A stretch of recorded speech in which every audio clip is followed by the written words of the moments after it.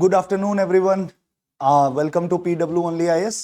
आप यहाँ पे आंसर राइटिंग का जो चैलेंज चल रहा है हमारा, आप होपफुली उसके हिस्सा हैं। अगर आप नहीं भी हैं तो आप जल्दी से ज्वाइन कर लीजिए, डोंट मिस इट आउट।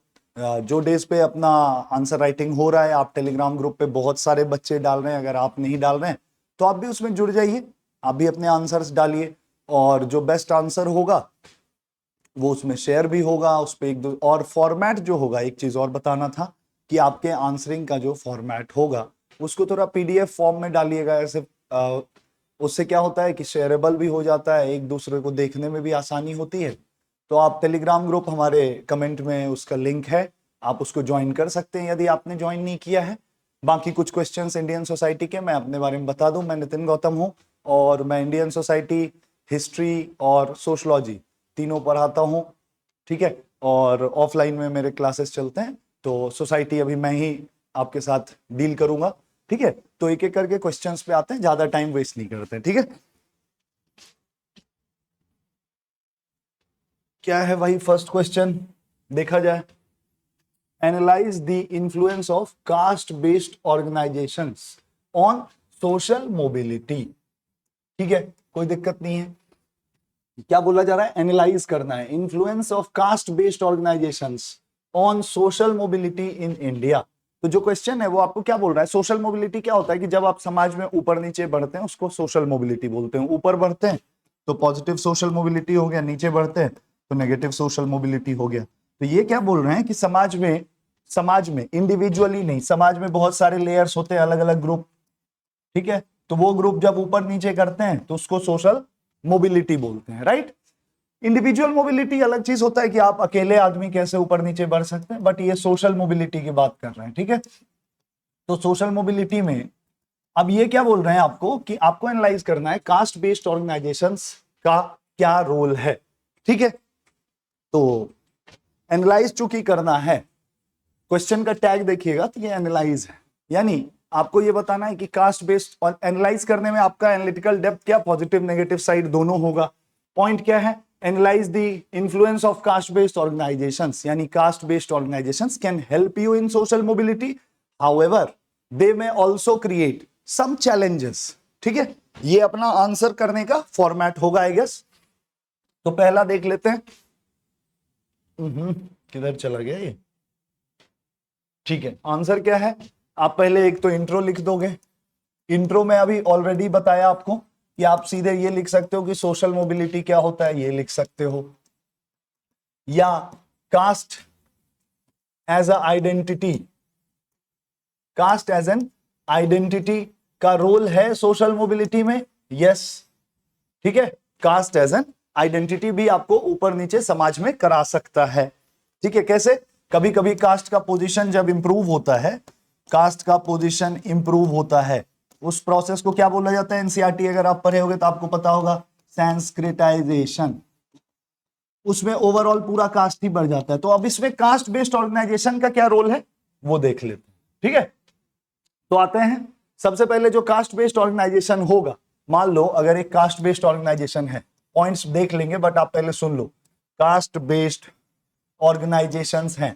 तो कास्ट बेस्ड ऑर्गेनाइजेशंस कैसे कैसे हैं, सी, एक तो पॉलिटिकल पार्टीज बनाते हैं, पॉलिटिकल पार्टीज भी बनती है, बोलते नहीं बट हिडन फॉर्म में रहता है। दूसरा इंटरेस्ट ग्रुप होता है, इंटरेस्ट ग्रुप्स बनते हैं ना, सुने होगे आप, ऑल इंडिया ब्राह्मण महासभा, ऑल इंडिया यादव महासभा, ऑल इंडिया जाट महासभा, मतलब ये सब ऑर्गेनाइजेशंस जो बनते हैं, कैसे ये आपको उस कास्ट के लोगों को सोशल मोबिलिटी दिलाने में हेल्प करते हैं। तो सबसे पहले लोगों का अधिकार और रिप्रेजेंटेशन की बात करते हैं। ऑब्वियसली ये जो ग्रुप्स होते हैं ये हाईलाइट करते हैं, हाईलाइट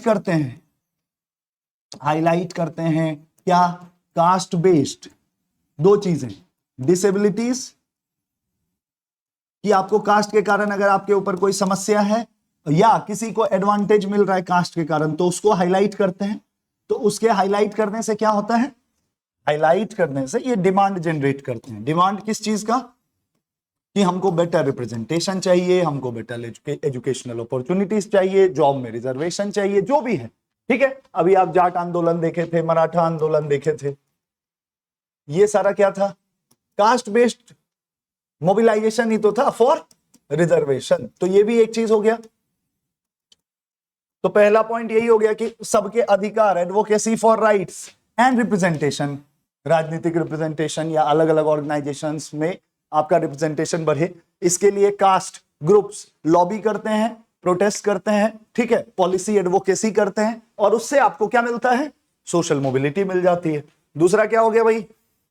यहां दलित पैंथर एग्जांपल दिया, ये लिख सकते हो। मैं अभी बताया ही आपको, खैर रिजर्वेशन वाला जो बताया वो भी लिख सकते हो, कोई भी एग्जांपल लिख सकते हो, भरे पड़े ग्रुप्स, ठीक है। एजुकेशनल एम्पावरमेंट, एजुकेशनल एम्पावरमेंट क्या है कि कास्ट बेस्ड ऑर्गेनाइजेशंस हेल्प करते हैं अपनी कम्युनिटी या फिर और भी जो नियर अबाउट कास्ट हैं, जो डिसएडवांटेज्ड हैं, उनको एजुकेशनल अपॉर्चुनिटीज दिलाने में हेल्प करते हैं। फॉर एग्जांपल, अगर आप दिल्ली में ही रहते हो तो आपको बस ये पता होगा अंबेडकर हॉस्टल, सुने हो?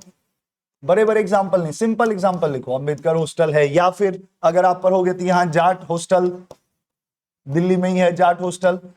उसमें क्या फैसिलिटेट करते हैं अपने कास्ट के लोगों को कि वहां पे रह के आप पढ़ाई लिखाई कर सकते हो, तो उससे उनको समाज में ऊपर जाने का मौका मिलता है। पॉलिटिकल मोबिलाइजेशन, जो ऑलरेडी बोल दिया कि राजनीति में पहले कास्ट बेस्ड डिस्क्रिमिनेशन या कास्ट इश्यूज रेज किए जाते हैं, कास्ट के लाइंस पे पार्टी भी बनती है, और वो सोशियो इकोनॉमिक जस्टिस या राइट्स, सोशियो इकोनॉमिक राइट्स जो, या सोशियो इकोनॉमिक जस्टिस बोल दो, उसके लिए क्या करते हैं?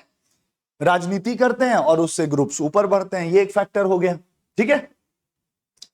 सोशल सपोर्ट सिस्टम भी है। मान लो किसी कास्ट के सोशल सपोर्ट सिस्टम में क्या दिक्कत है, मान लो कोई कास्ट बेस्ड ऑर्गेनाइजेशन है, कास्ट बेस्ड ऑर्गेनाइजेशन है, तो अगर कहीं भी समाज में उनके कास्ट के लोगों के साथ कोई समस्या होती है तो क्या ये सोशल सिक्योरिटी प्रोवाइड करते हैं? करते हैं, सोशल सिक्योरिटी प्रोवाइड करते हैं, उनको हेल्प करते हैं, ठीक है, उनको प्रॉब्लम से बचाते हैं, इनसिक्योरिटी कम कराते हैं।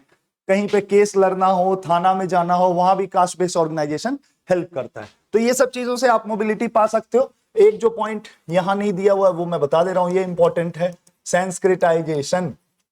संस्कृताइजेशन में क्या है कि कास्ट बेस्ड ऑर्गेनाइजेशंस कास्ट को ऊपर ले जाने के लिए, कास्ट हायरार्की में ऊपर दिखाने के लिए भी स्ट्रेटजीज लगाते हैं। इसका बेस्ट एग्जांपल है ऑल इंडिया यादव महासभा 1924 में या 26 में, 1926 में बना था, और ये, ठीक है, यादव कम्युनिटी के लिए उनका संस्कृताइजेशन यानी उनका कास्ट हायरार्की में पोजीशन को ऊपर ले जाने के लिए काफी एफर्ट्स लिए थे। तो ये एग्जांपल भी आप लिख सकते हो, ठीक है।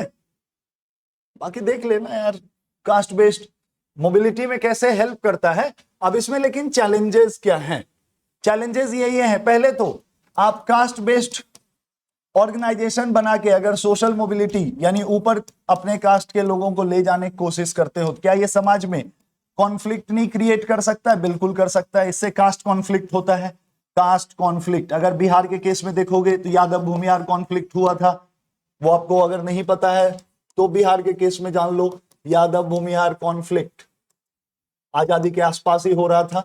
इसमें भी ये था कि एक कास्ट ऊपर बढ़ने की कोशिश कर रही है तो दूसरे कास्ट से उनका फ्रिक्शन या कॉन्फ्लिक्ट बढ़ जाता है। दूसरा क्या है, कास्ट आइडेंटिटी परपिचुएट होते हैं, यानी कास्ट जो कि मॉडर्न इंडिया में खत्म हो जाना चाहिए था, खत्म होने के बजाय वो टिका रहता है, यानी कास्ट आइडेंटिटी स्ट्रांग हो जाता है। कास्ट आइडेंटिटी स्ट्रांग होता है कि नहीं होता है? बिल्कुल हो जाता है, ठीक है। इंटरकास्ट कॉन्फ्लिक्ट, 2 पॉइंट यहां जो दिया है आपको बता दिया, ठीक है। और बता दो इकोनॉमिक डिस्पैरिटी। इकोनॉमिक डिस्पैरिटी क्या है कि अगर कास्ट बेस्ड ऑर्गेनाइजेशंस केवल अपने कुछ कास्ट के लिए लॉबी करते हैं और जो कास्ट इसमें अनसपोर्टेड या जिनका मोबिलाइजेशन वीक है, मोबिलाइजेशन वीक मतलब हर कास्ट इक्वली, देखो हर कास्ट इक्वली ऑर्गेनाइज्ड नहीं है। ऑर्गेनाइज्ड मतलब उनके पॉलिटिकल ऑर्गेनाइजेशन या उनका इंटरेस्ट ग्रुप इक्वली पावरफुल नहीं है। किसी किसी कास्ट का सही है, किसी किसी कास्ट का उतना स्ट्रांग नहीं है। तो उस केस में जो कास्ट का मोबिलाइजेशन अच्छा होता है, स्ट्रांग होता है, प्लस जो सपोर्टेड होते हैं वो कास्ट ऊपर बढ़ जाते हैं, बाकी कास्ट नीचे रह जाते हैं। तो उस केस में क्या होता है, इनइक्वालिटी बढ़ती है, इनइक्वालिटी इंक्रीजेस।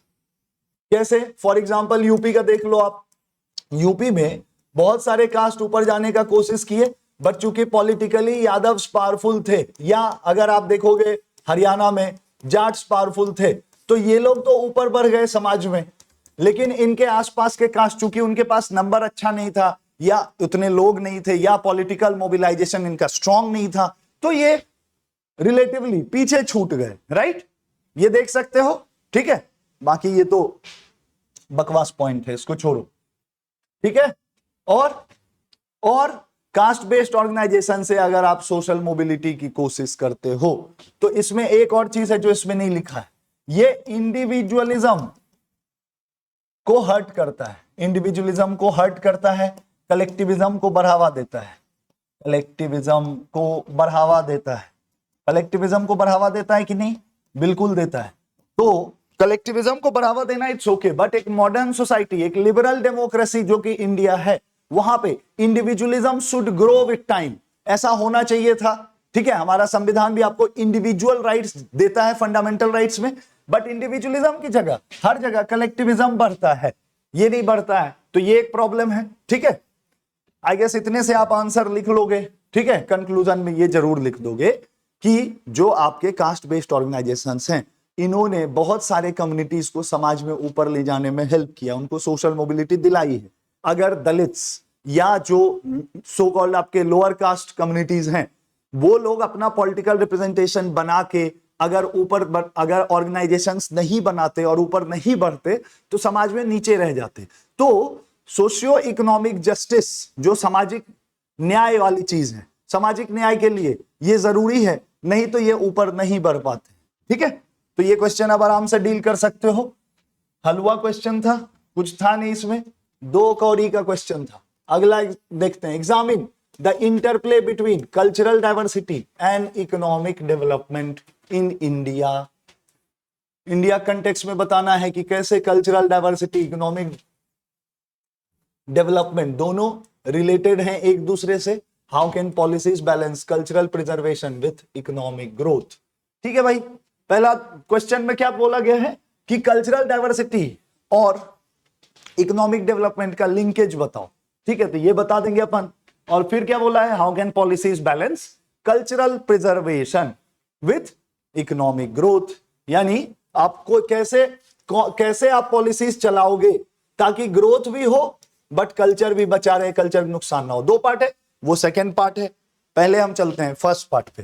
ठीक है, पहला आप डेफिनेशन लिख लोगे कि इंडिया में कल्चरल डाइवर्सिटी क्या है। इंडिया में हैवी कल्चरल डाइवर्सिटी है, मल्टीपल लैंग्वेज है, मल्टीपल कास्ट है।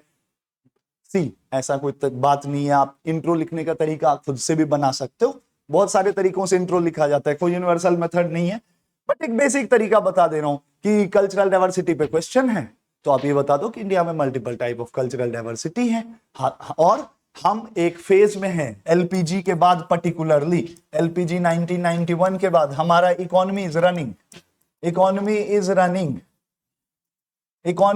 रनिंग है कि नहीं। तो एक तरफ तो हमारी डाइवर्सिटी बहुत हाई है, प्लस एलपीजी 1991 के बाद हमारी इकोनॉमी बढ़ने लगी है, तो इन दोनों का अब एक नए फॉर्म का इंटरेक्शन हो रहा है इकोनॉमी और कल्चर का, ये आप इंट्रो में लिख सकते हो। ठीक है, अब चलते हैं अपन सीधे आगे। Interplay between cultural diversity and economic development. एक बात बताओ, बहुत सारा कल्चर है इंडिया में, मान लो ये अपना इंडिया है, मान लो जल्दी से, अरे मान लो, बस मानना ही तो है। ठीक है, यानी बहुत सारे ग्रुप्स हैं इंडिया में, मान लो अलग अलग कल्चर के बहुत सारे लोग हैं। ज्योग्राफिकली बनाना ठीक नहीं है, मैं तो बस आपको एक बात बता रहा हूं कि इकोनॉमिक डेवलपमेंट का इससे क्या लिंक है। ये 2-3 चीजें, पहले इंडिया में अब मार्केट स्ट्रांग हो रहा है, तो अब मार्केट में हर कल्चर के लोगों को स्पेस मिल रहा है या नहीं? बिल्कुल मिल रहा है, और उसके कारण हम इंडिया में क्या देखते हैं, टूरिज्म बूस्ट। में तो दूसरे तरीके, सबसे पहला चीज है एथनिक वेयर का market, ethnic wear and textile का मार्केट बहुत स्ट्रांग बिल्ड हो रहा है कि नहीं इंडिया में। एथनिक वेयर, अरे मान्यवर नहीं सुने हो क्या? जाते हो ना मान्यवर अब फैब इंडिया में कपड़े लेने? नहीं जाते हो तो अब चले जाना, कोई बात नहीं। मुद्दा क्या है कि अलग अलग कल्चरल डाइवर्सिटी इंडिया को क्या डिफरेंट प्रोडक्ट्स डिजाइन करने में हेल्प करता है। फॉर एग्जांपल एथनिक वेयर इसका एक एग्जांपल। उसके बाद टूरिज्म बूस्ट तो देता ही है, इतना हम डाइवर्स देश है तो हमको इंटरनली और इवन जो एक्सटर्नल लोग आते हैं जो बाहर से इंडिया आते हैं उनके लिए भी बहुत डाइवर्स हो जाता है इंडिया, तो देखने के लिए उनको काफी चीजें मिलती हैं, कई प्रकार की चीजें मिलती हैं, तो टूरिज्म को ये बूस्ट देता ही है। हैंडीक्राफ्ट एंड लोकल इकोनॉमी ले लो, मतलब इसमें ये लोग क्या किए हैं, जो भी मॉडल आंसर बनाए हैं इन्होंने सारे सेक्टर्स पे तोड़ दिया, बट मैं इसमें एक दो चीज ऐड करूंगा वो अभी आगे बताता हूं, ठीक है। एक तो हैंडीक्राफ्ट और लोकल इकोनॉमी, मान लो बनारसी साड़ी है, ठीक है, तो बनारसी साड़ी को क्योंकि अब आपका इकोनॉमी ग्रो कर रहा है तो वो पूरे इंडिया में स्प्रेड कर सकते हैं, तो मार्केट में उसका नाम होता है। चिकनकारी वाले जो लखनऊ में बनते हैं आप देख सकते हो, इस सब का मार्केट अब नेशनल हो रहा है, पहले लोकल एरिया में सीमित था, ठीक है। अब कल्चरल डाइवर्सिटी ऐसी है कि इसका डिमांड हर जगह फैल रहा है कि भाई एक बार उधर का भी कपड़ा पहन के देखते हैं कैसा है, ठीक है। तो कुल मिला के एक टूरिज्म को बूस्ट मिलता ही है। हैंडीक्राफ्ट हो ही गया, एक मैं आपको बता दिया एथनिक वेयर एंड टेक्सटाइल, इसको यहीं मिक्स कर लेना, ठीक है। अब ये फिल्म पहले इनका पॉइंट देख लेते हैं भाई। फिल्म इंडस्ट्री में भी इंडिया का कल्चरल डाइवर्सिटी दिखा सकते हैं, अलग अलग सेगमेंट्स पे मूवी बनता है, कोई लोअर क्लास दिखा रहा होता है, कोई अपर क्लास दिखा रहा होता है, कोई इंडिया के एक रीजन पे मूवी बनाता है, कोई दूसरे रीजन पे। देखो इस सारे पॉइंट्स, क्यूलिनरी टूरिज्म, क्यूलिनरी मतलब वो फूड वाला, अब जैसे दिल्ली है तो दिल्ली में ही क्या साउथ इंडियन फूड का मार्केट बहुत स्ट्रांग नहीं है, वहां जाओगे तो नॉर्थ इंडियन का मार्केट बनेगा। तो क्या इकोनॉमिक ग्रोथ अलग अलग कल्चर को यह मौका देता है कि आप मार्केट को, आपका मार्केट पहले तो एक्सपैंड हो जाता है, आपका मार्केट एक्सपैंड हो जाता है इसमें, और एक तो आप अपने चीजों को कहीं और भेज सकते हो, और मल्टीपल कल्चरल एलिमेंट्स को एग्जिस्ट इन मार्केट, को एग्जिस्ट करता है। अरे कहीं भी मार्केट में जाओगे तो वहां आपको जो मॉडर्न कपड़े, वेस्टर्न कपड़े, वेस्टर्न फूड, वेस्टर्न खाना सब मिल जाएगा, आपको एथनिक भी मिल जाएगा, आपको इंडियन भी मिल जाएगा। इंडियन में भी ये कश्मीरी क्यूजीन है तो ये हैदराबादी क्यूजीन है, तो ये कहां वेस्ट बंगाल के कपड़े हैं। तो कुल मिला के मार्केट और कल्चरल सिस्टम यानी इकोनॉमी और कल्चरल सिस्टम जब इंटरेक्ट करता है तो नए नए अपॉर्चुनिटीज देता है कल्चरल डाइवर्सिटी को मार्केट कैप्चर करने का। दूसरा जो फायदा हो रहा है वो ये है कि जैसे ट्राइबल नॉलेज है, ट्राइबल नॉलेज को भी मार्केट या इकोनॉमिक ग्रोथ एक मौका देता है, इकोनॉमी मौका देती है मार्केटाइज होने का। फॉर एग्जांपल अगर गिलॉय देखोगे, गिलॉय जानते हो कोविड में यूज हुआ था, राइट। तो जो गिलॉय है वो भी ट्राइबल नॉलेज से आया था, बट उसको कोविड में पूरे मार्केट में उसका एक प्रोडक्ट बन के फैल गया गिलॉय। तो ये एक एग्जांपल है कि कैसे इकोनॉमिक ग्रोथ, जब डिमांड बढ़ता है, मार्केट एक्सपैंड होता है, ज्यादा से ज्यादा लोग मार्केट से जुड़ते हैं और सबके पास इनकम आ रहा होता है, भाई उनको और चीजें चाहिए, तो आप अलग अलग कल्चर की चीजों को अलग अलग जगह सेल कर सकते हो। ये इनका बेस्ट इंटरैक्टिव फॉर्म है, ठीक है क्या? कुछ नहीं यार, एक्चुअली ये 2 कौड़ी का सवाल है। हाँ ये देखो ट्रेडिशनल मेडिसिन लिखे, ट्रेडिशनल जो अभी गिलॉय वाला बोला वो भी एक एग्जांपल है। और फेस्टिवल्स का भी इकोनॉमी से लिंक है। अरे फेस्टिवल्स का इकोनॉमी से लिंक है कि नहीं? फेस्टिवल्स और इकोनॉमी कैसे लिंक है? इंडिया डाइवर्स है, वेरी गुड, डाइवर्स है भाई, बहुत डाइवर्स है। तो बहुत सारे कल्चर्स हैं इसमें, बिल्कुल हैं। अब बहुत सारे कल्चर हैं तो बहुत सारे फेस्टिवल हैं, और बहुत सारे फेस्टिवल हैं तो मार्केट में बहुत सारे, मार्केट इसके लिए बहुत सारे सॉल्यूशंस बनाता है कि नहीं? बिल्कुल बनाता है। फॉर एग्जांपल दिवाली देख लो, पहले दिवाली में आप दीप जलाते थे, दिया जलाते थे, ठीक है, मोमबत्ती जलाते थे, अभी अलग अलग टाइप की लाइटिंग आ रही है। क्या ये इलेक्ट्रॉनिक इंडस्ट्री के लिए एक फायदा नहीं है? बिल्कुल फायदा है। तो जो कल्चरल सिस्टम होता है या कल्चरल डाइवर्सिटी होता है वो मार्केट को भी अपॉर्चुनिटी देता है, और उससे ग्रोथ के कारण पहले तो एक्सपैंड हो गया प्रोडक्ट का रीच, ठीक है। मान लो अगर आपकी इकोनॉमी अब ग्रो कर रही है, सबके पास इनकम है, तो मार्केट भी बढ़ जाता है, ज्यादा लोग चीजें खरीद सकते हैं। प्लस कल्चरल सिस्टम सेल्स देता है। फॉर एग्जांपल और एक एग्जांपल देता हूं, धनतेरस देखे हो, धनतेरस दिवाली में होता है। क्या इंडियन मार्केट उस समय सडनली इंडियन मार्केट में डिमांड ऊपर नहीं चला जाता है, बहुत ज्यादा डिमांड चला जाता है, तो जो आपका सेल्स है वो मार्केट के लिए बढ़ जाता है। तो आप सोचो कि ये तो मैं आपको दिवाली से बता रहा हूं, जितनी कल्चरल डाइवर्सिटी होगी इंडिया के अलग अलग रीजन में, अलग अलग फेस्टिवल बन रहे हैं, अलग अलग कम्युनिटी कुछ ना कुछ करते रहती है, कभी ना कभी रोज तो इंडिया में एक फेस्टिवल होता ही है, होता है कि नहीं? बिल्कुल होता है। तो उसके लिए मार्केट को अपॉर्चुनिटी मिलता है। मोटा मोटे इस सवाल में यही बताना था, एग्जाम्पल देने थे, ज्यादा कॉम्प्लेक्स बनाने का फायदा नहीं है। अब बोला गया है कि क्या कैसे पॉलिसीज लेने चाहिए ताकि कल्चर को इकोनॉमिक ग्रोथ के साथ दोनों बैलेंस्ड हो, इकोनॉमिक ग्रोथ भी हो और कल्चरल प्रिजर्वेशन भी हो। ठीक है, तो एक तो सी, पहला तो मैं क्या बोला कि एक तो आपका नेचुरल है। नेचुरल है क्यों? अरे मार्केट खुद कल्चर के हिसाब से एडजस्ट कर जाता है, मार्केट एडजस्ट फॉर कल्चर, ये नेचुरल है कि नहीं? अरे मार्केट खुद से एडजस्ट करता है कि नहीं कल्चर में? इंडिया में मैकडोनल्ड्स आया, हर जगह बर्गर बेच रहा था नॉनवेज, इंडिया में मैकालू टिक्की बेच रहा है कि नहीं? तो इंडियन मार्केट के हिसाब से, कल्चर के हिसाब से क्या मार्केट खुद को चेंज किया? तो एक तो नेचुरली है, तो इसके लिए पॉलिसी अपने को क्या रखना है? अरे जो नेचुरल है इसमें गवर्नमेंट को क्या करना है? कुछ खास नहीं करना है, पहले तो आराम से मार्केट और कल्चर को ओपनली इंटरेक्ट करने दे, आराम से इंटरेक्ट करने दे, घबराए मत, कोई दिक्कत नहीं करेगा मार्केट कल्चर के साथ, मार्केट कल्चर को बचा लेगा, कोई दिक्कत नहीं है। मार्केट खुद कल्चर के हिसाब से प्रोडक्ट्स डिजाइन करेगा ताकि कल्चर कंटिन्यू होता रहे। दूसरा क्या है? रीजनल कल्चर, जो छोटे कल्चर है ना, जो डोमिनेंट कल्चर नहीं है, कहीं भी जाओगे तो एक मेजर कल्चर होता है, डोमिनेंट कल्चर, और फिर छोटे छोटे लोग होते हैं, इनको सपोर्ट की जरूरत पड़ती है, नहीं तो इनका कल्चर खत्म हो जाएगा। तो इनको सपोर्ट करने के लिए कुछ कुछ आपको करना पड़ेगा। तो जैसे रीजनल, एक तो यही है कि आप रीजनल कल्चरल सेंटर्स बना दें, रीजनल कल्चरल सेंटर्स, छोटे कल्चर्स को बचाना पड़ेगा तो रीजनल कल्चरल सेंटर आप बना दिए। दूसरा, ट्रेडिशनल नॉलेज को बचाएं। मान लीजिए कहीं पे ट्रेडिशनल नॉलेज है, ट्रेडिशनल नॉलेज मान लो जैसे ट्राइब्स का है, तो ट्रेडिशनल नॉलेज के लिए एक तो पहले आपको बचाना पड़ेगा, उसके लिए आप बनाए हैं ट्रेडिशनल नॉलेज डिजिटल लाइब्रेरी बना है, traditional knowledge digital library government बना चुकी है। तो कुल मिला के आपको पहले नॉलेज को एक जगह रखना पड़ेगा, ये ध्यान रखना पड़ेगा कि उनको ठग के मार्केट वाले लोग उसका इस्तेमाल ना करें। ठीक है, यानी नॉलेज मेरे कम्युनिटी का है, कोई कंपनी आई और उसके नाम पे पेटेंट ले ली थी, ये अवॉइड करना पड़ेगा। इसके लिए हम बनाए हैं ट्रेडिशनल नॉलेज डिजिटल लाइब्रेरी। तो ये एक पॉलिसी है कि भाई जितने भी आपके अलग अलग कल्चरली डाइवर्स चीजें हैं, कल्चरल डाइवर्सिटी, उसको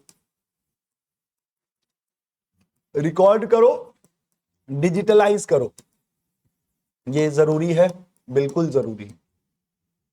ठीक है, और उसके बाद इसमें तो कम्युनिटी बेस्ड रिसोर्स मैनेजमेंट है, बट मैं इसमें सजेस्ट करूंगा एसएचजीज को भी प्रमोट करना चाहिए। एसएचजीज को क्यों प्रमोट करना चाहिए? मान लो सेल्फ हेल्प ग्रुप है, एक छोटे से ग्रुप या छोटे से कम्युनिटीज आता है, उनका एक कल्चर है, तो अगर आप उनको सपोर्ट करते हो और उनको मार्केट में कुछ छोटा मोटा बिजनेस करने देते हो, तो कई बार वो अपने कल्चरल प्रोडक्ट को भी मार्केट में ला सकते हैं। जैसे पिकल समझते हो, अचार, वेरी गुड, तो अगर पिकल समझते ही हो, या लिज्जत पापड़ सुने होगे, पापड़ है, तो इन सब का जो मार्केटिंग बाद में कम्युनिटीज की, तो एसएचजी को सपोर्ट देना जरूरी होगा इस केस में। ठीक है, ठीक है, और इसमें बाकी पॉइंट्स आपको दिए गए हैं कि कल्चरल टूरिज्म पे फोकस करो। ठीक है, ताकि हर कल्चर के लोग, मान लो हर कल्चर के लोगों के तरफ आपको जोड़ा जा सके, उससे उस कल्चर के लोग सस्टेन कर सकें, तो कल्चरल टूरिज्म को प्रमोट कर दो। और ये कम्युनिटी बेस्ड रिसोर्स मैनेजमेंट बोले हैं, इसका डायरेक्टली ये लिंक है कि मान लो जो कल्चर किसी सोसाइटी में रहता है तो उसके कुछ कल्चरल रिसोर्स भी होते हैं। ओवरऑल हर सोसाइटी में कुछ कल्चरल रिसोर्स होते हैं। कल्चरल रिसोर्स अगर आप इसको पूरी तरह से मार्केट के हाथ में दे दोगे तो मार्केट इसको बेच के खा जाएगा, कल्चरल रिसोर्स को। तो इसलिए आप अगर मान लो उनका मार्केटाइजेशन कर रहे हो तो कम्युनिटी लेड होना चाहिए, कम्युनिटी का पार्टिसिपेशन होना चाहिए, क्योंकि कम्युनिटी उससे इकोनॉमिक डेवलपमेंट और ग्रोथ के पीछे तो भागेगी, बट कल्चर को बचाएगी भी, कल्चर को खराब होने नहीं देगी। तो ये आप कल्चरल रिसोर्स के प्रोटेक्शन के लिए community partnership, community participation and partnership दोनों लिख सकते हो। चलते हैं नेक्स्ट क्वेश्चन पे, ज्यादा टाइम पास नहीं करते हैं, ठीक है। चले, ये क्या बोल रहा है, intergenerational, comment on the intergenerational transmission of poverty, how can policy intervention, how can policy interventions break this cycle. तो सबसे पहले इंटरजेनरेशनल ट्रांसमिशन क्या होता है ऑफ पॉवर्टी, वो लिख देना आप डेफिनेशन। तो इंट्रो क्या हो जाएगा, अरे इंट्रो ये हो जाएगा, इंटरजेनरेशनल ट्रांसमिशन ऑफ पॉवर्टी क्या होता है, जब कोई family generation after generation poverty के साइकिल को ब्रेक ना कर पाए, उसको इंटरजेनरेशनल बोलते हैं ट्रांसमिशन, यानी एक के बाद एक आर इनहेरिटिंग द पॉवर्टी जो पहले था। ये डेफिनेशन लिख के आप इस पे आ सकते हो, इंटरजेनरेशनल ट्रांसमिशन ऑफ पॉवर्टी पे कमेंट करना है, यानी हमको बताना है, पहला पार्ट यही है, कमेंट ऑन द इंटर, ये क्या होता है इंटरजेनरेशनल। तो डेफिनेशन तो बता दिए, अब बता देते हैं ये क्या होता है, कैसे होता है। तो इंटरजेनरेशनल में पहले एजुकेशन पे आ गया, मैं तो बोलूंगा इंटरजेनरेशनल पहला पॉइंट आपको लिखना चाहिए positive feedback loop, positive feedback loop क्या होता है भाई, पॉजिटिव फीडबैक लूप जल्दी बता दो। पॉजिटिव फीडबैक लूप क्या होता है, मान लो आप पुअर हो तो पॉवर्टी हो गया, पॉवर्टी से आपका हेल्थ खराब हुआ, हेल्थ से आपका क्या हो गया, एजुकेशन खराब हुआ, एजुकेशन से क्या खराब हुआ, ये सारा खराब रहेगा, इससे होगा एम्प्लॉयमेंट खराब होगा, एम्प्लॉयमेंट खराब होगा तो इनकम कम होगा, और इनकम कम होगा तो आप वापस से पुअर बन जाओगे। तो ये जो साइकिल है पॉजिटिव फीडबैक लूप साइक्लिकली चलता रहता है, वीसीएस सर्कल इसी को बोलते हैं, वीसीएस सर्कल है पॉवर्टी का, वीसीएस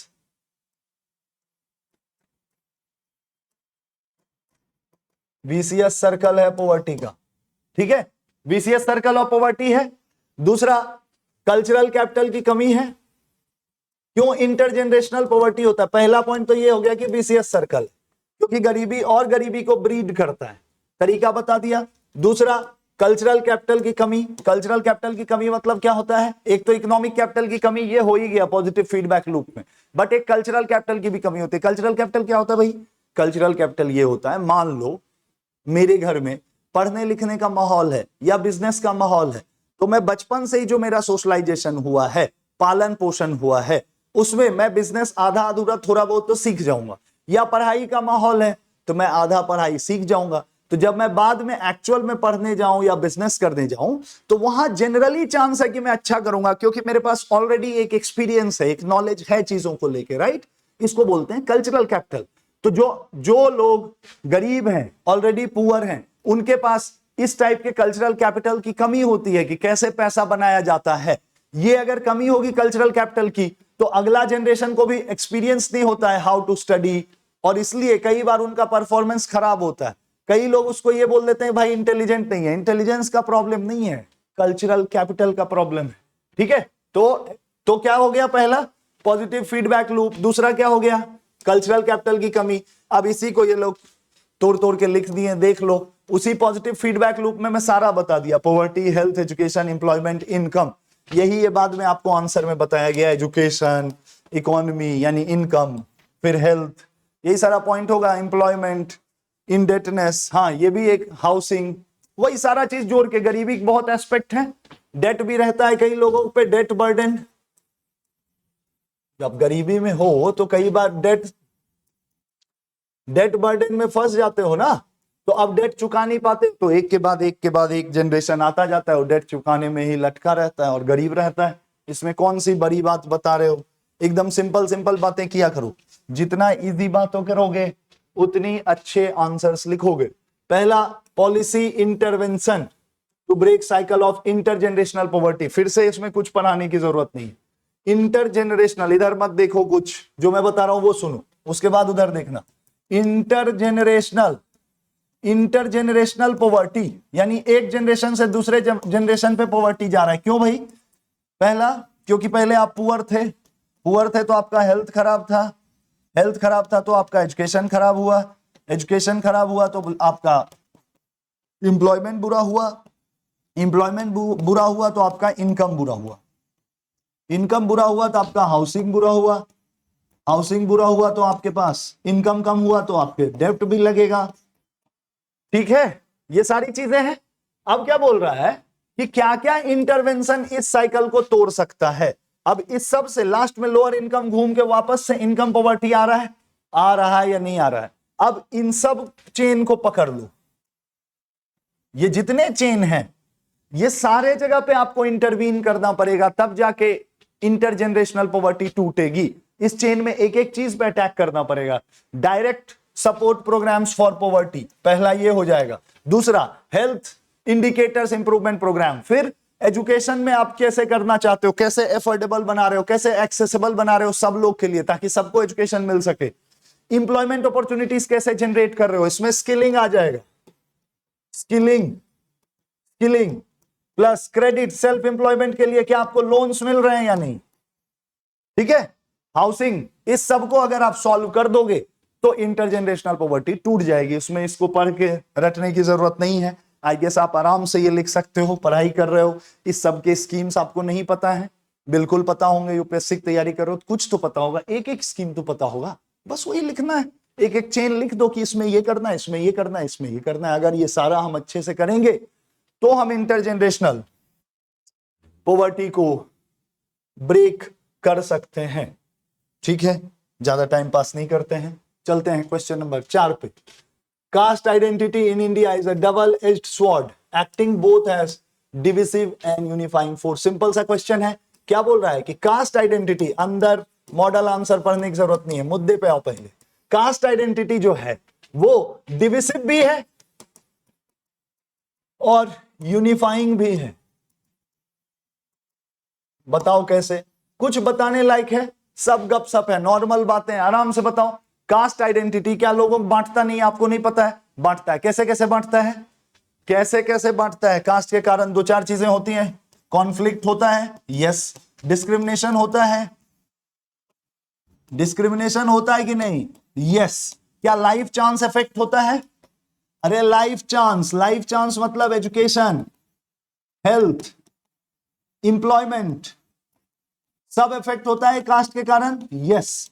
कास्ट बेस्ड कॉन्फ्लिक्ट बता ही चुका हूं, डिस्क्रिमिनेशन बता ही चुका हूं। और कैसे बांटता है? एंडोगेमी, कास्ट में एंडोगेमी होता है, कास्ट के अंदर ही शादी होती है, कास्ट के बाहर नहीं होती है, तो कास्ट एंडोगेमी, क्या वो समाज को बांटता है?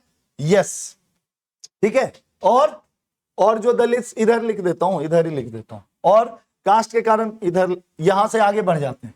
एक होता है आपका अनटचेबिलिटी, सुने हो, नाम सुने हो अनटचेबिलिटी का? बालक, बिल्कुल सुने होगे। अनटचेबिलिटी भी होता है कि नहीं होता है? बिल्कुल होता है अनटचेबिलिटी। उसी को ये लोग बड़े बड़े टर्म में सोशल एक्सक्लूजन लिखे हैं, आप अनटचेबिलिटी लिख दो, सिंपल सी बात है, ज्यादा दिक्कत लेने की जरूरत नहीं है। ठीक है, उसके बाद इकोनॉमिक डिस्पैरिटी बता ही दिया। इकोनॉमिक डिस्पैरिटी होता ही है कास्ट के कारण। कास्ट के कारण क्या क्या दिक्कत है? इकोनॉमी, पॉलिटी और स्टेटस, तीनों में दिक्कत है। पॉलिटिकल पावर की भी कमी है, स्टेटस, समाज में इज्जत की भी कमी है, सोशल ऑनर की, और इकोनॉमी यानी इनकम की भी कमी है। सारा पॉइंट्स लिख दोगे, क्या बताएं डिस्पैरिटी इसमें? सिंपल है, 2 कौड़ी का सवाल है, बढ़िया लिख दोगे।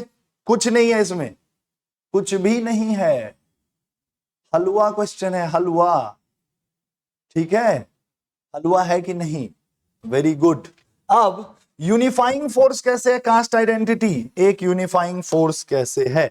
तो सबसे पहले चलो यूनिफाइंग फोर्स देखते हैं। यूनिफाइंग फोर्स कैसे है भाई? सबसे पहले तो इंट्रा कास्ट, इंटर कास्ट नहीं बोल रहा हूं,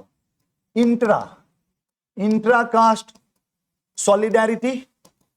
अरे अपने जाति के लोगों के बीच में लगता नहीं है जैसे जान पहचान है, एक शर्मा जी हैं, दूसरे शर्मा जी हैं, कभी जिंदगी में नहीं मिले हैं, बट सामने मिलेंगे तो उनको अपनापन लगता है। क्यों भाई? अरे बस शर्मा जी में नहीं है, सारे जी में है। एक एग्जांपल दे रहा हूं, तो उसमें क्या है? इंट्रा कास्ट सॉलिडेरिटी नहीं है, सेम कास्ट के लोगों के बीच में अपनापन जनरेट हो जाता है। यूनिफाइंग फैक्टर है या नहीं? क्या कास्ट साथ में मिलकर इंटरेस्ट ग्रुप्स बनाते हैं? यस, इंटरेस्ट ग्रुप भी बनाते हैं, पॉलिटिकल पार्टी बनाते हैं, बिल्कुल बनाते हैं। यूनिफाइंग फैक्टर यहां से है। उसके बाद चौथा, सोशल मूवमेंट्स, क्या समाज में बदलाव के लिए, मूवमेंट के लिए कास्ट मिलके खड़े होते हैं? यस। सोशल मूवमेंट में अगर बहुजन राजनीति बोलोगे, बहुजन राजनीति अभी चल रही है कि जितने भी समाज में, ठीक है, दबे कुचले लोग हैं, जो परेशान रहे हैं ऐतिहासिक रूप से, हिस्टोरिकल रूप से, वो सब एक फ्रंट बना के राजनीति करते हैं कि भाई समाज में हमको अपना बराबरी का स्थान चाहिए। तो क्या इस केस में कास्ट बेस्ड डिस्क्रिमिनेशन एक फैक्टर नहीं बनता है यूनिफाई करने के लिए लोगों को, जो लोग एक्सप्लॉइटेड हैं? यस। तो वो भी यूनिफाई होते हैं। ठीक है, ठीक है कि नहीं है? बिल्कुल ठीक है। देखो सोशल सॉलिडेरिटी बता रहे हैं, वही जो मैं बोला, पॉलिटिकल एम्पावरमेंट अभी बताया कि साथ में राजनीति करते हैं, कल्चरल आइडेंटिटी, कास्ट एक पहचान भी बन जाती है। ठीक है, और एजुकेशनल, अब ये पॉइंट जबरदस्ती भी बना रहे हैं, करते हैं, स्टूडेंट भी करते हैं जबरदस्ती पॉइंट बनाना। बाकी जो दो आपको बता दिया पॉजिटिव नेगेटिव, उतने को लिख दोगे। 2 और एक सवाल है, ज्यादा चिंता करने की बात नहीं है। चलते हैं आगे, आगे बढ़े। क्या बोल रहा है? कंपेयर करने status of women in rural and urban India, how socio economic factors contribute to these differences. तो पहले तो बोल रहा है कंपेयर करने, रूरल और अर्बन इंडिया के वुमेन को कंपेयर करने बोल रहा है। तो ये थोड़ा बहुत फैक्चुअल दिया हुआ होगा, बट मुद्दा क्या है, हम मोटा मोटी जानते हैं कि अर्बन और रूरल इंडिया में कंपेयर करना मतलब क्या क्या होता है। सी, जब भी कोई सवाल आपको कंपेयर करने दे तो आपको सिमिलैरिटी भी बताना है और डिफरेंस भी बताना है। पहला पार्ट ये हो गया, कंपेयर करना है, सिमिलैरिटी। तो वुमेन अर्बन हो या रूरल हो इंडिया में, सबका LFPR लो है, लेबर फोर्स पार्टिसिपेशन रेट। ज्यादातर महिलाएं काम नहीं कर पाती हैं, घरे में रहती हैं, है कि नहीं? Housewifization, labour force participation rate low है। और क्या सिमिलरिटी है? वायलेंस, वायलेंस की विक्टिम वुमेन हर जगह है, चाहे वो रूरल हो या अर्बन हो, है या नहीं है? बिल्कुल है। और लैक ऑफ पॉलिटिकल रिप्रेजेंटेशन है या नहीं है? अरे बिल्कुल है। क्या महिलाएं गांव में रहें या शहर में रहें, कहीं पे एकदम वैसा थोड़ी है वुमेन के साथ कि भाई प्रॉपर जेंडर इक्वालिटी है। गांव हो या शहर हो, दोनों में वुमेन इन मेजर चीजों से परेशान है। क्या दोनों जगह पैट्रियार्की है? पैट्रियार्की है या नहीं है? बिल्कुल है। मेल का अथॉरिटी चलता है, चाहे वो गांव हो या शहर हो। पैट्रियार्की स्ट्रांग है इंडिया में सारे जगह। तो LFPR हो गया, वायलेंस की विक्टिम रहती है, लैक ऑफ पॉलिटिकल रिप्रेजेंटेशन है, पैट्रियार्की है, एजुकेशनल अपॉर्चुनिटीज भी कम रहते हैं। इवन हेल्थ केयर इंडिकेटर्स देखोगे तो भी दिक्कत है, हेल्थ इंडिकेटर्स देखोगे तो भी कॉमन है। दोनों जगह की वुमेन परेशान है। इंडिया में एनीमिया बहुत ज्यादा है वुमेन में, ठीक है। मैटरनल हेल्थ का ध्यान नहीं रखा जाता है। रिप्रोडक्टिव राइट्स का कमी है। रिप्रोडक्टिव राइट्स मतलब वुमेन का चॉइस कम है फैमिली प्लानिंग में, ज्यादा मेन डिसाइड करते हैं घर पे। तो ये सारा कॉमन चीजें हैं, सिमिलैरिटी है। कहीं के भी आप वुमेन को उठाओगे, गांव या शहर, ये सिमिलैरिटीज हैं, बट साथ में कुछ डिफरेंसेस भी हैं। ये लोग केवल डिफरेंस बताएं, जबकि मैं बोल रहा हूं जब कंपेयर करने बोला जाए तो आपको दोनों बताना है, सिमिलैरिटी भी बतानी है, डिफरेंसेस भी बताने, ठीक है। तो अब आ जाओ डिफरेंसेस पे, डिफरेंसेस पे आ जाओ भाई जल्दी। अब ये लिख दिए हैं डिफरेंसेस। ऑब्वियसली सी, अगर मैं इसके अंदर मत जाओ, डेटा फेटा पे अभी मत जाओ, जो मुद्दा बता रहा हूं डिफरेंस क्या है मेजर, फिर डेटा वेटा देख लेना। डिफरेंस क्या है मेजर, मेजर डिफरेंस क्या है अर्बन और रूरल वुमेन में, कि अर्बन जो वुमेन है, अर्बन यहां लिख देता हूं, अर्बन यहां लिख देता हूं रूरल, ठीक है। अर्बन में पहले तो एजुकेशनल एंड इकोनॉमिक एवेन्यूज खुल रहे हैं न्यू, ठीक है। रूरल इंडिया में ज्यादा वुमेन एम्प्लॉयड है, रूरल इंडिया की वुमेन ज्यादा काम करती हैं रूरल इंडिया में, लेकिन ज्यादातर एग्रीकल्चर में काम करते हैं। इसको बोलते हैं फेमिनाइजेशन ऑफ एग्रीकल्चर। एग्रीकल्चर में आज 61% वुमेन काम करती है ज्यादा। तो गांव में महिलाएं ज्यादा काम करती हैं शहर से। ये आपको लगता होगा कि शहर में ज्यादा काम करती हैं, बट ये गलत बात है, ठीक है, झूठ है ये। एजुकेशनल इकोनॉमिक, लेकिन चूंकि यहां न्यू काइंड ऑफ जॉब्स खुलते हैं वुमेन के लिए अर्बन एरियाज में। कौन से जॉब? अरे इनफॉर्मल और formal sector, non agricultural job, formal sector plus service sector के जॉब्स जो गांव में नहीं है। सर्विस सेक्टर के नौकरी मिलती है। सर्विस सेक्टर जानते हो, इकोनॉमी पढ़े होगे बालक, कुछ तो पढ़े होगे, कुछ तो पढ़े होगे, थोड़ा बहुत तो पढ़ रहे होगे, ठीक है, तो थोड़ा बहुत तो पढ़ रहे होगे भाई, कुछ तो पढ़ते हो या पढ़ते ही नहीं हो। नहीं पढ़ते हो तो समस्या की बात है, कुछ पढ़ लिया करो, थोड़ा बहुत ही पढ़ लो बट पढ़ो। मुद्दा क्या था, इनफॉर्मल और फॉर्मल प्लस साथ में क्या होता है भाई, सर्विस सेक्टर। सर्विस सेक्टर भी तो वुमेन के लिए मिल रहा है, कहां पे, अर्बन एरियाज में, लेकिन रूरल में नहीं है, रूरल में एग्रीकल्चर है। मेजर डिफरेंस ये एम्प्लॉयमेंट के टर्म्स में हो गया। अब थोड़ा बात कर लेते हैं बाकी, थोड़ा हेल्थ वेल्थ में भी अंतर है। अर्बन वाले में थोड़ा हेल्थ, एजुकेशन, ये सब का इंडिकेटर अब सुधर रहा है, ये सब का इंडिकेटर, यानी यहां पे अस्पताल मिल जा रहा है, स्कूल जाने मिल रहा है। गांव में एजुकेशन और हेल्थ का इंडिकेटर खराब है, बिल्कुल। लेकिन वायलेंस में क्या बोला, दोनों जगह होता है, गांव में भी शहर में भी, बट दोनों में अंतर है। गांव में ज्यादा प्राइवेट पेट्रियार्की है, प्राइवेट पेट्रियार्की, प्राइवेट पेट्रियार्की मतलब गांव में ज्यादा नंबर ऑफ वायलेंस घर के अंदर ही होते हैं, डोमेस्टिक वायलेंस, डोमेस्टिक लेवल पे ज्यादा प्रॉब्लम है। शहर की औरतों के साथ क्या समस्या है भाई, पब्लिक पेट्रियार्की। पब्लिक पेट्रियार्की शहर में दिखने को मिलता है, पब्लिक पेट्रियार्की, आजकल पब्लिक पेट्रियार्की नया नया रूप देख रहे हो। बड़े बड़े शहर में आप ज्यादा मेजर रेप इंसिडेंट सुनोगे, प्लस एसिड अटैक्स, ये जितनी चीजें हैं, यानी शहर में भी वायलेंस है, गांव में भी वायलेंस है, बट दोनों के नेचर में अंतर है। गांव में ज्यादातर वायलेंस वुमेन के डोमेस्टिक है, घर के अंदर, और शहर में पब्लिक बस नहीं है, पब्लिक प्लस प्राइवेट भी है, प्राइवेट पेट्रियार्की। शहर में डोमेस्टिक वायलेंस भी है और पब्लिक लेवल पे भी वायलेंस है, ठीक है। बाकी सोशल स्टेटस देखोगे तो वुमेन के पास जो फ्रीडम है वो शहर में ऑब्वियसली ज्यादा है। सब कुछ शहर को गालियां थोड़ी दूंगा, कुछ तो अच्छा बताऊंगा ना शहर को भाई। तो शहर में क्या हो रहा है, शहर में क्या है, वुमेन के पास स्टेटस सुधर रहा है, मोबिलिटी के चांसेस हैं, पढ़ लिख के आप IAS वाईएएस बन सकते हो, कोई दिक्कत नहीं है। चलें आगे, बिल्कुल। देखो अब इसमें यही किए, हेल्थ केयर, सैनिटेशन, ये सब डेटा फेटा है, देख लेना, कमेंट में ये डाल दूंगा मॉडल आंसर। जो समझाने वाली चीजें थी वो आपको समझा दिया हूं, ज्यादा चिंता की बात नहीं है। अब सी, कौन कौन से सोशियो इकोनॉमिक फैक्टर्स हैं जो अफेक्ट करते हैं वुमेन का रोल इन इंडिया। कौन कौन से सोशियो इकोनॉमिक फैक्टर्स हैं, तो सबसे पहला चीज ले लो, सबसे पहला चीज ये बोले हैं फैमिली, तो मैं भी ले लेता हूं फैमिली। फैमिली है ही, फैमिली लेवल पे डिसाइड हो जाता है भाई आप कितना पढ़ोगे नहीं पढ़ोगे, वुमेन हो तो ये करना है वो नहीं करना है, तो सबसे पहले फैमिली है।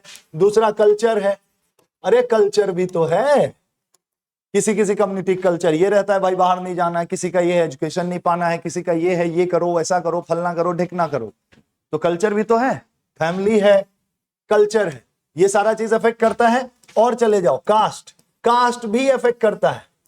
आजकल तो चेंज हो रहा है, पहले अपर कास्ट वुमेन का बिहेवियर ज्यादा कैसा होना चाहिए, सांस्कृतिक, जैसा किताबों में लिखा गया है ऐसा इंडिया में चलता आया है, तो कास्ट भी एक फैक्टर है, प्लस ट्राइब एक फैक्टर है, ठीक है। उसके बाद आपका क्लास एक फैक्टर है, आप किस क्लास में हैं वो भी डिटरमाइन करेगा एज अ वुमेन कि आपका लाइफ कैसे होगा, ठीक है। तो आपके क्लास पे क्या डिपेंड करेगा, अगर आप अपर क्लास हो, अगर आप अपर क्लास हो तो आपको थोड़ा फ्रीडम रहेगा, पढ़ाई कर लोगे, एजुकेशन आराम से मिलेगा, ये सब समस्या नहीं होगी। लेकिन इंप्लॉयमेंट का फ्रीडम नहीं मिलेगा, इंप्लॉयमेंट का फ्रीडम कम मिलता है अपर क्लास में। वुमेन जनरली घर पे रहती है, काम नहीं करती है। दूसरा क्या है भाई, मिडिल क्लास, मिडिल क्लास में अगर आप हो तो मिडिल क्लास में अब वुमेन को पढ़ने का भी मौका दिया जा रहा है, जॉब्स का भी मौका दिया जा रहा है, ठीक है। तो मिडिल क्लास वुमेन का प्रॉब्लम क्या है, डबल बर्डन, डबल बर्डन है कि नहीं, अरे शाम तक नौकरी भी करोगे फिर घर जाके खाना भी बनाओगे, तो डबल बर्डन नहीं है, दोनों बर्डन है, ठीक है। तो ये नया चैलेंज आ रहा है, बट ये सोशियो इकोनॉमिक फैक्टर्स में ये सारा लिखोगे, क्लास लिखोगे, फैमिली लिखोगे, कल्चर लिखोगे, कास्ट लिखोगे, ट्राइब लिखोगे, ये सारी चीजें अफेक्ट करती हैं, ठीक है। बाकी ये जो लिखे हैं वो सब देख लेना, ये सब बकवास पॉइंट है, कोई दिक्कत नहीं है, ठीक है, देख लेना। जो मैं फैक्टर्स बताया हूं उस पे बिना फैक्ट के आंसर लिखा जा सकता है सोच समझ के। बाकी इसमें जितना रट्टा लगे 1-2 पॉइंट रट लेना, फैक्चुअल वाला पॉइंट्स लिख देना जोड़ के, ठीक है। चलो भाई आगे, चलो आगे, अगला सवाल, समय की है कमी, बढ़ते हैं आगे। How does urbanisation challenge traditional social structures and impact, impact क्या है? अच्छा, family dynamics, provide solution to, फालतू सवाल। अर्बनाइजेशन कैसे ट्रेडिशनल सोशल स्ट्रक्चर्स को इफेक्ट करता है, तो जल्दी जल्दी बता दो। ट्रेडिशनल जो सोशल स्ट्रक्चर था, ट्रेडिशनल सोशल स्ट्रक्चर, उसको पहले एक बार बना लो, फिर आप तुरंत बता दोगे क्या क्या था traditional social structure. Family, marriage, marriage का नाम सुने हो, विलेज, वुमेन, कास्ट और ट्राइब और रिलीजन। ये सब था ट्रेडिशनल सोशल स्ट्रक्चर में कि नहीं था? जल्दी बता दो, जल्दी बता दो, मैं ही बता देता हूं, यही था। तो अब पूछ रहा है कि अर्बनाइजेशन कैसे इनको इफेक्ट करता है। भाई फैमिली को कैसे असर करता है? फैमिली हो जाता है न्यूक्लियर, फैमिली का साइज हो जाता है छोटा, न्यूक्लियर हो जाता है। मैरिज कैसे हो जाता है भाई? अरेंज मैरिज से हम love arrange marriage, love arrange marriage, India में लव मैरिज नहीं होता है भैया, कहीं नहीं होता है। लव मैरिज करके क्या करोगे? घर वालों को बोलोगे कि यार समाज के लिए नाटक करके इसको अरेंज मैरिज में कन्वर्ट कर दो, तो फिर लव करके फिर अरेंज मैरिज में कन्वर्ट हो जाता है। गांव में होता है अरेंज मैरिज, शहर में होता है लव अरेंज मैरिज। तो इसको क्या बोलते हैं? ट्रेडिशनल सोशल स्ट्रक्चर में फैमिली न्यूक्लियर हो गया, मैरिज क्या हो गया? लव अरेंज मैरिज बन गया। जो विलेज है उसमें क्या इशू हो रहा है अर्बनाइजेशन से? अरे भैया माइग्रेशन, माइग्रेशन नहीं हो रहा है? बिल्कुल हो रहा है। प्लस एग्रीकल्चर में अब कौन काम कर रही है? अरे मेन माइग्रेट कर जा रहे हैं, गांव में कौन रह जा रहे हैं? वुमेन रह जा रही हैं। तो वुमेन क्या कर रही हैं? खेती कर रही हैं। इसको बोलते हैं फेमिनाइजेशन ऑफ एग्रीकल्चर। बबुआ रट लीजिए, ठीक है। चलें आगे, आगे बता दो जल्दी। फिर वुमेन, वुमेन में जो जेंडर रोल है ट्रेडिशनल, वो कम हो रहा है, ठीक है। घर पे ही आपको बंद रहना है ऐसी बात नहीं है, बाहर रहते हो। बट वुमेन के साथ न्यू अर्बन चैलेंजेस भी आ रहे हैं। एक तो फ्रीडम है कि आप जॉब कर सकते हो, पढ़ाई कर सकते हो, थोड़ा फ्री रह सकते हो, गांव से बेटर है अर्बनाइज होने से। बट उसके साथ साथ न्यू काइंड्स ऑफ वायलेंस भी है, acid attacks, new kind of violence भी वुमेन को फेस करना पड़ रहा है अर्बन एरिया में। वो देख लो। कास्ट के साथ क्या हो रहा है? कास्ट सिस्टम खत्म हो रहा है, लेकिन कास्ट एक पहचान बन गया है। Caste is identity. कास्ट की आइडेंटिटी नहीं चलती है शहर में, सारे गाड़ी के पीछे अपने जाति का नाम लिख के दिल्ली में घूमते हैं कि नहीं घूमते हैं? घूमते हैं ना। कास्ट का नाम लिखते हैं कि नहीं मोटरसाइकिल पीछे? तो जाति जो पहले एक सिस्टम था वो अब एक पहचान बन गया है। Caste has become an identity, है या नहीं? अर्बनाइजेशन से यही फर्क पड़ रहा है कास्ट पे, ट्रेडिशनल सोशल स्ट्रक्चर पे। और कास्ट बेस्ड ऑर्गेनाइजेशंस बढ़ रहे हैं। शहर में ही तो बनता है, अभी बताया ना, ऑल इंडिया ब्राह्मण महासभा, इसका हेड ऑफिस क्या गांव में होगा? शहर में होगा। शहर में आते हैं ये सब काम करने, ठीक है। लिख लिए बस। रिलीजन में क्या असर पड़ रहा है भाई? रिलीजन पहले तो पर्सनल बनता जा रहा है कि आप आराम से पूजा पाठ करना है कि करो या नहीं। प्लस शहर में कल्ट वल्ट फैल रहा है, बाबा बाबा आके धर्म का ज्ञान दे रहे हैं, रील बना रहे हैं, ठीक है, यूट्यूब पे ज्ञान दे रहे हैं रिलीजन का। हम लोग भी यूट्यूब पे ज्ञान दे रहे हैं, बट ठीक है कि नहीं? तो इसको क्या बोलते हैं? कल्ट। कल्ट बोलते हैं कि नहीं? बिल्कुल बोलते हैं। चलो आगे जल्दी बताओ। अर्बनाइजेशन इसको इफेक्ट करता है और फैमिली डायनेमिक्स को भी इफेक्ट करता है। तो ये दूसरा पार्ट है, जल्दी बता दे रहा हूं। ये सब कर लोगे भाई, इतना अच्छा बता दिया, इसमें लिखा भी नहीं होगा तुम तो। चलो आगे बढ़ो, आगे बढ़ जाओ। फैमिली डायनेमिक्स को कैसे चेंज करता है? जल्दी आ जाओ। फैमिली के बारे में बात कर ही दिए हो। अर्बनाइजेशन से फैमिली में क्या होता है भाई? पहले तो न्यूक्लियर हो रहा है, छोटा साइज हो रहा है या नहीं? Very good. और जो अर्बन फैमिली है उसमें और क्या है? वो डेमोक्रेटिक फैमिली है। अरे गांव से ज्यादा डेमोक्रेटिक है। यहां हस्बैंड वाइफ मिल के फैसले लेते हैं, ये वाला फ्लैट ले लेते हैं, वो वाला फ्लैट बेच देते हैं, ये गाड़ी लेते हैं, वो गाड़ी बेच देते हैं। क्या है? डेमोक्रेटिक फैमिलीज बढ़ रही हैं, पूरी तरीके से नहीं आई है भाई। शहर में ना आ गए, न्यूयॉर्क नहीं पहुंचे हो तुम, हो इंडिया में ही, इंडिया में ही हो। तो ऐसा नहीं है कि पूरा डेमोक्रेटिक फैमिली बन गया है, बट एक लेवल का डेमोक्रेटाइजेशन हो रहा है धीरे धीरे, ठीक है। तो लेकिन गांव में पूरा पेट्रियार्कल फैमिली था, यहां भी पेट्रियार्कल है, कंफ्यूज मत होना। बट मूव डेमोक्रेटिक फैमिली की तरफ है, ये मैं बोलना चाह रहा हूं, ठीक है। न्यूक्लियर साइज हो ही चुका है, और फैमिली क्या हो रहा है भाई, फैमिली का सपोर्ट फंक्शन इफेक्ट हो रहा है। सपोर्ट फंक्शन कैसे इफेक्ट हो रहा है, फैमिली किसको किसको सपोर्ट करती थी पहले, ओल्ड एज को और चाइल्ड को सोशलाइजेशन के थ्रू करती थी कि नहीं। अब शहर में आने से क्या हो रहा है, ओल्ड एज तो गांव में ही रह जा रहे हैं, माँ बाप को गांव में छोड़ के शहर भाग के आ गए, तो क्या करोगे, ओल्ड एज का केयर इफेक्ट हो रहा है, और जो चाइल्ड हैं उनका सोशलाइजेशन इफेक्ट हो रहा है, उनके पालन पोषण पे ध्यान नहीं दिया जा रहा है, पूरे टाइम पैसा कमाने के पीछे भागते रहते हैं लोग, तो बच्चों का पालन पोषण ढंग से नहीं हो रहा है। क्या है इसमें, दो दो कौड़ी की बातें हैं, सिंपल सी बातें हैं। Provide solution to address these challenges. क्या सॉल्यूशन है भाई, सॉल्यूशन तो कुछ नहीं, बट फिर भी एग्जाम में पूछा गया है तो लिखना तो पड़ेगा, है कि नहीं, है कि नहीं। देखो अब ट्रेडिशनल सोशल स्ट्रक्चर में अर्बन प्लानिंग का क्या लेना देना है मेरे को नहीं पता, ठीक है। एस्टैब्लिश कम्युनिटी सेंटर्स, फालतू, चलो मुद्दा छोड़ो। जो ट्रेडिशनल सोशल स्ट्रक्चर है वो अर्बनाइजेशन कारण इफेक्ट हो रहा है, उसको हमको प्रोटेक्ट करना है। उसके लिए क्या करना पड़ेगा, उसके लिए हमको ये करना पड़ेगा कि फैमिली वैल्यूज इस पे फोकस कराओ। दूसरा क्या करो, केयर इकोनॉमी को बढ़ाओ, जिससे बूढ़े लोग बच्चे लोगों के लिए आप थोड़ा केयर कर सको, ठीक है। वैल्यू बेस्ड एजुकेशन लाओ, वैल्यू बेस्ड एजुकेशन क्यों भाई, इंडिया में ओल्ड एज लोगों को रेस्पेक्ट देने की जरूरत है, ठीक है कि नहीं। बच्चे भगवान का रूप होते हैं, ये हमारे वैल्यूज हैं, बट प्रैक्टिस क्या है, वैल्यू किताब बढ़िया बढ़िया बातें हैं, प्रैक्टिस क्या है, बूढ़े लोगों को छोड़ दिए गांव में मरने के लिए या घर से निकाल दिए। ट्रुथ ये है। तो मुद्दा क्या है, क्या हमारा एजुकेशन सिस्टम वैल्यू बेस्ड नहीं होना चाहिए, जिसमें हम ट्रेडिशनल अच्छे वैल्यूज, ट्रेडिशन में इंडिया में सब कुछ बुराई थोड़ी है, कुछ बुराई है कुछ अच्छाई है, हर ट्रेडिशन में अच्छाई बुराई होती है। जो हमारी अच्छी चीजें हैं ट्रेडिशन की, क्या हम उसको नहीं सिखाना चाहिए अपने लोगों को, बिल्कुल सिखाना चाहिए। उससे ये फैमिली वैल्यूज और ट्रेडिशनल वैल्यूज सही होंगे। और क्या करना चाहिए, और सोशियो इकोनॉमिक जस्टिस ये जरूरी है, क्योंकि जैसे मान लो गांव से कौन कौन आ रहे हैं, गांव से जैसे माइग्रेंट शहर आ रहे हैं, माइग्रेंट आ रहे हैं, या कास्ट के लोग आ रहे हैं, या ट्राइब्स आ रहे हैं, बताया ना अभी।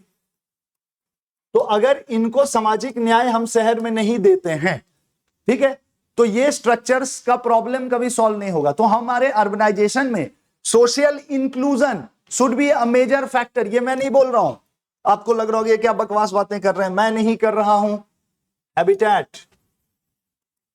हैबिटेट यूएन हैबिटेट एक है, उसने न्यू अर्बन एजेंडा दिया है, न्यू अर्बन एजेंडा, उसमें सोशल इंक्लूजन की बात की गई है।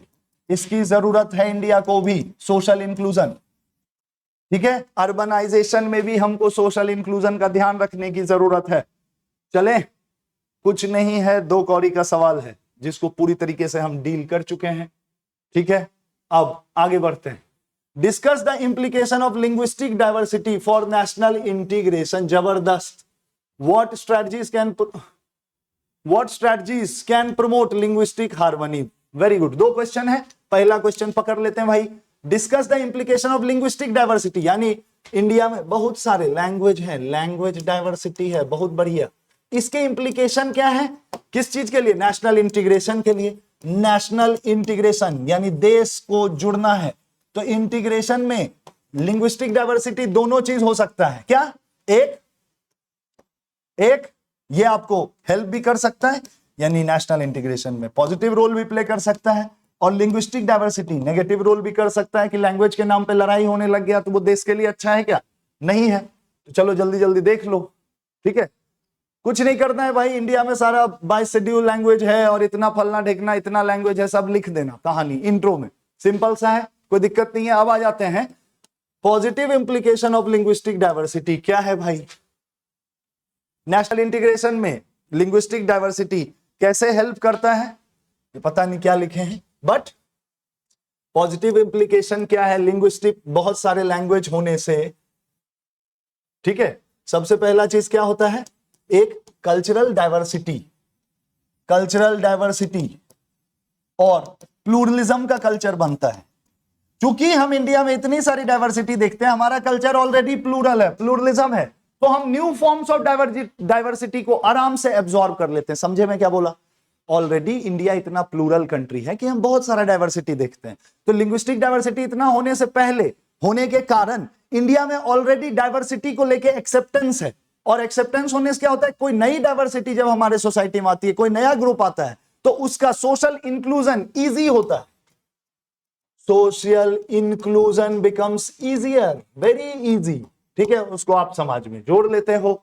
दूसरा, जो लिंग्विस्टिक डाइवर्सिटी है इंडिया में, वो क्या कर सकता है, उसको अगर आप मार्केटाइज करते हो तो ये आपको क्या हो सकता है, इकोनॉमिक बेनिफिट्स भी। हम अपने डाइवर्सिटी को अगर मार्केटाइज करते हैं तो क्या हमको इससे इकोनॉमिक बेनिफिट होगा, बिल्कुल। क्या ये नेशनल इंटरेस्ट में नहीं है, नेशनल इंटीग्रेशन में हमारा इकोनॉमिक डेवलपमेंट का मेजर रोल नहीं है, बिल्कुल है। तो तीसरा पॉइंट क्या हो जाएगा कि आप लिंग्विस्टिक डाइवर्सिटी हो या कोई भी डाइवर्सिटी हो, उसको जब आप मार्केटाइज करते हो, उसके बुक्स निकालते हो, उसके कल्चरल एग्जीबिशंस करते हो, शोज करते हो, तो वो आपको इकोनॉमिक ग्रोथ भी देता है और आपके कल्चर का रिप्यूट भी बढ़ाता है, जो पॉजिटिव डिविडेंड्स देता है नेशनल इंटीग्रेशन के लिए प्लस नेशनल इकोनॉमी के लिए। ठीक है क्या बबुआ, बिल्कुल ठीक है, ठीक है, आगे बढ़ जाओ। एजुकेशनल डाइवर्सिटी की बात करें तो कुल मिला के बहुत सारा हमारे पास लैंग्वेज है। तो एक तो हमारे पास इंडिया में कोई भी बच्चा एक लैंग्वेज नहीं पढ़ता है, क्या करता है, 2 या 3 लैंग्वेज तो सीखता ही है। 3 लैंग्वेज से क्या होता है, मल्टीलिंगुअलिज्म डेवलप होता है। मल्टीलिंगुअलिज्म एक तो आपके कॉग्निटिव डेवलपमेंट को भी हेल्प करता है, आपको बेटर समझदार इंसान बनाता है, प्लस ये आपको क्या करता है, ये दूसरे लोगों से जेलअप करने में भी आसान करता है, जो कि दूसरे कम्युनिटी के लोगों से, जो कि नेशनल इंटीग्रेशन में हेल्प करता है। नेशनल इंटीग्रेशन क्या हेल्प करता है, मल्टीलिंगुअलिज्म भी हेल्प करता है। ठीक है, ज्यादा पॉजिटिव इसका है नहीं, लैंग्वेज ज्यादा होने से ज्यादा बवाल ही होता है, दिक्कत नहीं। ये सब बड़ी बड़ी बातें हमको आंसर में लिखनी है कि बहुत सारे लैंग्वेज होने से हमारा फायदा है। ये 2-3 जो बातें थी बस यही है, बाकी तो उससे समस्या ही है। क्यों, रोज मारकाट लैंग्वेज के नाम पे होता है, राज चाहिए, फलना चाहिए, ढेकना चाहिए, है कि नहीं। हम ये लैंग्वेज नहीं बोलेंगे, हम वो लैंग्वेज नहीं बोलेंगे, है कि नहीं, बिल्कुल है, जो सच है वो बोलो। सोशल कोहेजन, ठीक है, सोशल कोहेजन कैसे जनरेट करता है, अरे अलग अलग लैंग्वेज के लोग, अलग अलग लैंग्वेज, मान लो ये है लैंग्वेज 1, ये है लैंग्वेज 2, ठीक है, सब अपना अपना क्या करते हैं, कल्चरल इवेंट्स करते हैं, जिसमें बहुत सारे लोग पार्टिसिपेट करते हैं, और ये समाज में अच्छा क्या बोलता है, सोशल कोहेजन और कल्चरल इंटीग्रेशन में हेल्प कर देता है। कोई समस्या की बात इसमें है नहीं, बढ़ जाओ बाबू आगे चलो। अब लैंग्वेज अलग अलग रहने से क्या होता है भाई, लैंग्वेज अलग अलग रहने से सबसे पहले कॉन्फ्लिक्ट होता है कि नहीं, लिंग्विस्टिक कॉन्फ्लिक्ट होता है कि नहीं, बिल्कुल होता है, लिंग्विस्टिक कॉन्फ्लिक्ट होता है। उसके बाद स्टेट डिमांड्स आते हैं, जो कई बार समस्या क्रिएट करता है एडमिनिस्ट्रेशन के लिए। और क्या होता है भाई, और क्या होता है, language is a basis of regionalism, negative regionalism फैलता है, नेगेटिव रीजनलिज्म या नेटिविज्म बोल दो, कि दूसरे लैंग्वेज वालों को हम नफरत करने लगते हैं, नेटिविज्म फैलने लगता है, नेटिविस्टिक टेंडेंसीज, ठीक है क्या, बिल्कुल। और उसके बाद कम्युनिकेशन बैरियर, एक लिंगुआ फ्रैंका बनने में दिक्कत होता है, अलग अलग कम्युनिटी के लोग अलग अलग साथ में काम करने में दिक्कत होती है उनको, ठीक है, ये सारी चीजें लिख दोगे।